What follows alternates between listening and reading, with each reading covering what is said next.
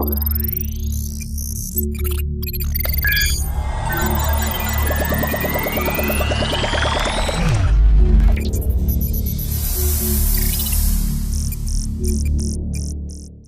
tahu bahwa lokasi terjadinya sebuah ledakan ini adalah lagi sebuah lapangan yang juga di sana kita lihat banyak dari anak-anak pelajar yang berolahraga, termasuk mereka yang juga berusaha pelajar ini dari pelajar SMA 6, dan kita bersyukur tidak ada korban jiwa peristiwa itu. Kalau kronologis peristiwa, tentu rekan-rekan sudah mencermati apa yang terjadi kemarin dan sudah melakukan peliputan langsung di lapangan. Yang kita sampaikan hari ini tentu adalah update siapa sebenarnya pelaku ini. Jadi pelaku yang berhasil kita identifikasi. Jadi prosesnya secara saintifik yang proses identifikasi masih berjalan di kantor di Pusdokes kita di Rumah Sakit Keramat Jati Polri, dan penyidik tentu mencocokkan dengan data yang kita miliki secara saintifik yang nantinya juga dicocokkan dengan keluarga. Akan tetapi karena pelaku yang cukup cepat diidentifikasi secara konvensional di lapangan, di mana juga terdukung dengan adanya data-data dan juga teridentifikasi sebagai residivis atau ex-napi yang telah bebas pada tahun 2014. Jadi saudara Yayat Cahyat ini, atau yang hari-hari dikenal dengan Abu Salam. Jadi kalau lihat biodatanya, kita lihat adalah lahir di Purwakarta 20 Juni 1975, masih muda, dan kalau dari alamat sesuai dengan KTP itu di daerah Pasir Jambu, Bandung Barat. Namun demikian yang kita ketahui juga adanya alamat kontrakan di Kampung Ciharas, Desa Sirnagali. Mempunyai istri, istrinya bernama CH, kelahiran Bandung tahun 76, dan ada juga memiliki anak 3. Pada tahun 2010, ketika terjadi kegiatan pelatihan aksi teror di Janto Aceh, di mana pada waktu itu kan juga antara lain melibatkan seperti tersangka lainnya seperti Abdul Mati, juga pada akhirnya melibatkan Pak Abu Bakar Basir dalam proses penegakan hukum yang dilakukan pada waktu itu. Nah, Yayat ini, Abu Salam ini adalah juga orang yang mempunyai peran dalam proses penyiapan logistik. Jadi peran dari yang bersangkutan pada di era 2010, sebelumnya itu dari awal dari 2009 adalah penyiapan logistik, seperti penyiapan dari senjata api dan peluru yang antara lain dia peroleh dari wilayah daerah Bandung, yang juga beberapa berasal dari senjata rakitan. Peristiwa itu dilakukan proses penegak hukum, dan yang bersangkutan baru berhasil ditangkap itu tahun 2012. Jadi lebih panjang di wilayah Jawa Barat juga. Nah, proses hukum yang terkait dengan yang bersangkutan ini berbuah hasil vonis pengadilan. Kalau dilihat vonisnya itu di angka 3 tahun. Namun demikian sepertinya ada mendapatkan keringanan. Jadi di 2014 akhir itu yang bersangkutan telah keluar bebas. Dalam proses bebasnya ini yang bersangkutan kemudian kembali beraktivitas, terutama bergabung dengan kelompok dari yang kita kenal sebagai JAD. Di mana kalau rekan-rekan ingat pada tahun 2016 lalu di Purwakarta di Jatiluhur, di sana ada penangkapan Abu Sofi, Abu Faiz, dua lainnya itu, dua yang saya sebutkan awal meninggal dunia, itu adalah juga merupakan mereka yang melakukan aktivitas dengan bendera jihad. Di mana jihad ini sudah mendeklarasi di Malang 2014, di mana di sana kita tahu bahwa merupakan kelompok yang terkoneksi dengan Oman Abdurrahman, yang mereka juga telah menyatakan berbahaya kepada ISIS.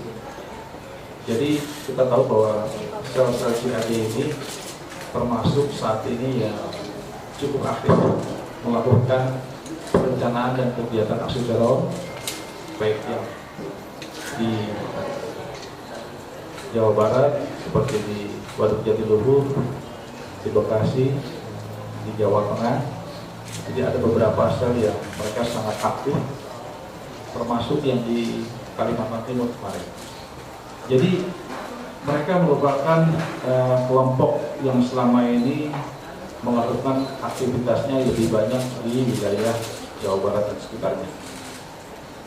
Dari hasil penggeledahan terhadap rumah kontrakan yang informasinya yang bersangkutan mengontrak selama 6 bulan, jadi telah dilakukan pengamanan ya sejumlah barang bukti.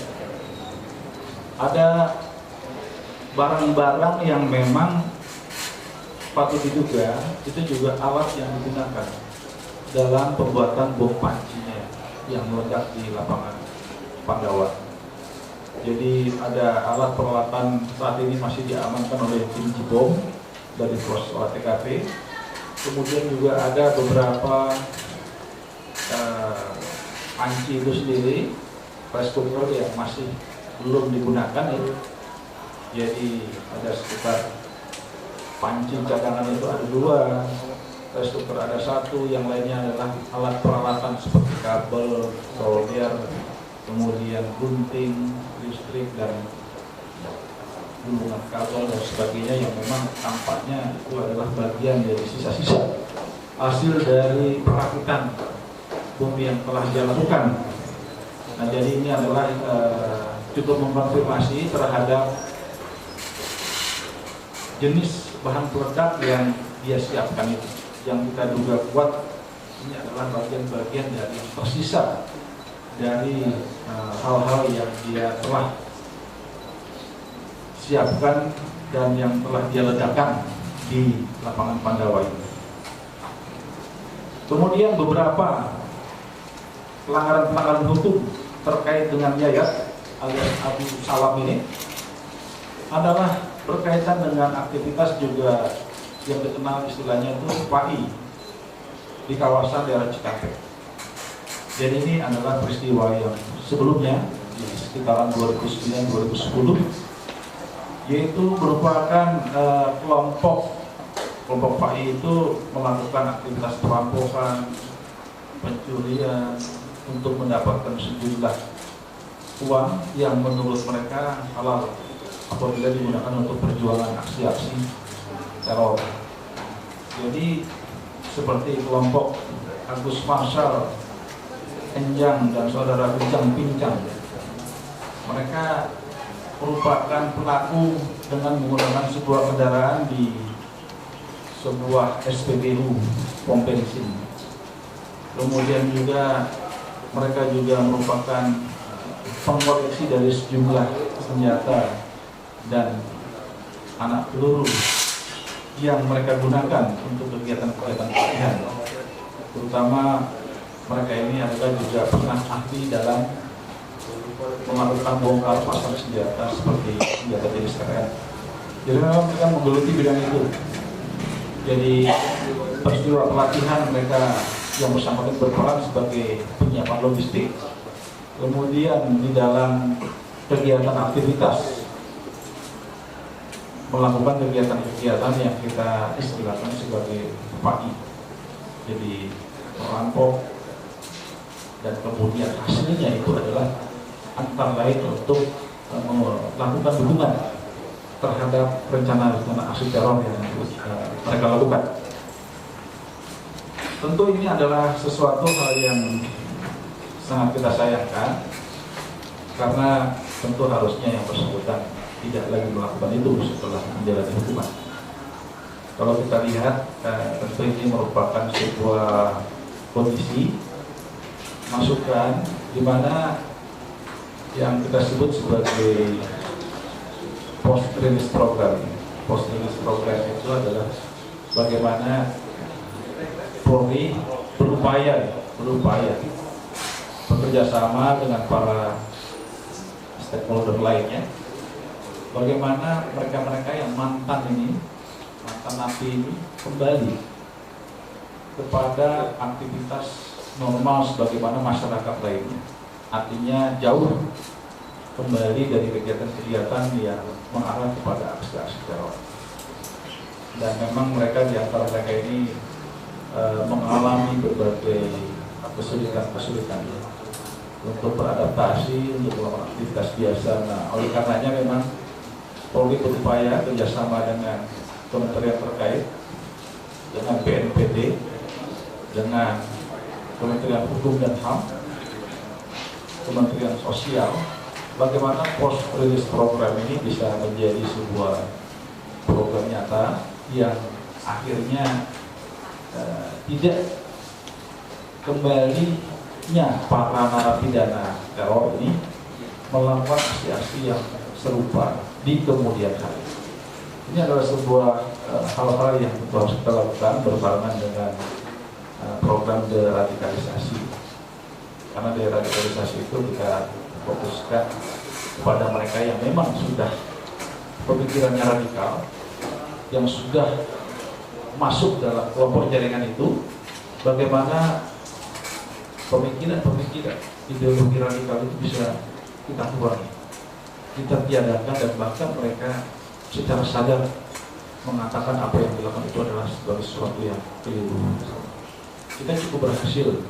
Beberapa, kalau rekan-rekan tahu, sudah menjadi rahasia umum bagi semuanya, seperti Nasir Abbas, ya, mereka yang juga sekarang malah aktif ikut melakukan upaya-upaya kampanye anti teror terhadap pelaku kekerasan yang ada, termasuk seperti Ali Imron, ya, juga selama ini juga secara bagus, ya, menyampaikan pandangan-pandangan yang keliru dari pemikiran-pemikiran dari kelompok-kelompok ini.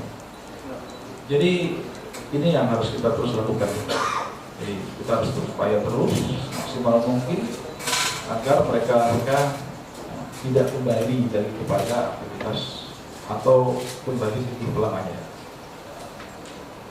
Masyarakat tentu diharapkan juga menjadi bagian yang penting untuk mempersempit kelompok-kelompok jaringan teror yang baru, yang saat ini juga banyak terdeteksi ada di beberapa tempat, seperti di Alif, di AKM, Jemaah Ansarul Khilafah Daulah Nusantara, seperti yang di Bekasi. Jadi kita berharap mari kita tiadakan, tidak kita berikan kesempatan kepada kelompok-kelompok seperti ini untuk eksis di masyarakat. Ini berkaitan dengan pemahaman agama, menggunakan bentuk agama seolah mereka berjuang untuk agama, tetapi mereka sebenarnya melakukan sebuah penyerangan dengan cara kekerasan yang mereka tunjukkan dengan semangat permusuhan, dengan semangat untuk menyakiti. Motif yang kalau kita lihat dari terungkap dari keterangan saksi yang kita berhasil himpun, dia juga sempat menyampaikan pesan bahwa dia menginginkan agar pertama petugas Densus bisa hadir kemarin, yang kedua mintakannya yang ditahan itu dibebaskan. Jadi ada semacam semangat untuk membela dari kawan-kawan ini yang terkena proses hukum. Nah ini juga tentu cara pandang yang tentunya kalau yang lain-lainnya sudah melakukan kekerasan, tetapi ini ada ungkapan yang cukup baru dengar. Jadi ini merupakan yang sepertinya pertama menuntut dengan maksud untuk agar membebaskan. Ya. Jadi itulah kira-kira gambaran dari rekan update yang berkaitan dengan masalah ini. Jadi tentu kita masih terus melakukan penyelidikan. Kita sedang mencari saksi.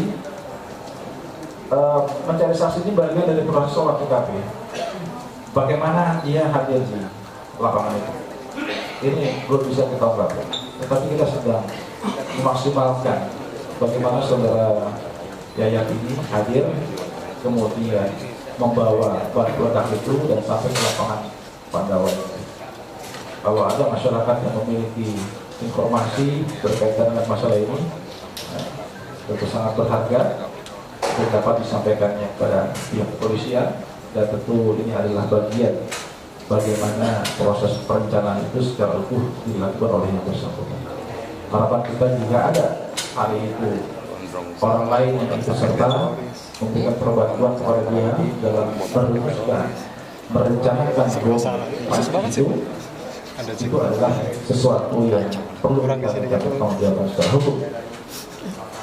Untuk bom panci ini kita ketahui saat ini merupakan informasi masif yang disebarkan melalui dunia maya dari kelompok jaringan ISIS.